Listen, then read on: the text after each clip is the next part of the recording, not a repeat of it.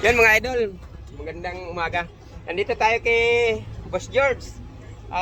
Nagpakabit siya ng small setup. Ayun. Boss, ano ang masasabi niyo sa ating small setup? Ang masasabi ko satisfying kasi matagal namin gusto na magkaroon ng solar dito para kahit pa paano magkaroon kami ng ilaw, makapag-charge dito. Kung ano man kasi siyempre abala sa mga ano rito pag na-charge kami, tatawid pa kami. Ba't nga po pala naasipan niyo na magpakabit ng solar? Siyempre para magkaroon din kami ng sariling ilaw. Ibig sabihin wala tayong Meralco dito. Wala meral ko dito. Tapos ang negosyo ni Boss George, mga sapatos yan, mga Sapatos lang.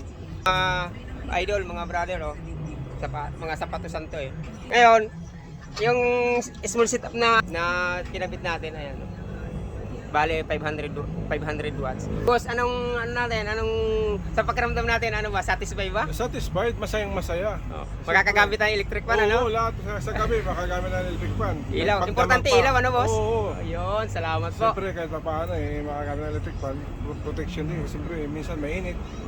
Hindi natin may iwasan na karoon din na ng air freeze na Siyempre kasi malamok sa gabi, Malamok, ano naman, Boss George, kasi siyempre hindi naman tayo magkakilala talaga. Buti nagtiwala po kayo sa akin. Oo, siyempre hindi ka naman mapagkatiwalaan ka naman. Yan, salamat sa tiwala. Yan mga brothers, kapasalamat ako kay Boss George kasi nagtiwala siya sa akin. Yan. Kung sino man gusto dyan magpakabit na kayo. Ang small solar. Yun. Kahit pa paano, satisfied po. Ayan, salamat Boss George. Hanggang dito na lang ating video mga brother. Satisfy ang ating customer mga brother. Magandang umaga.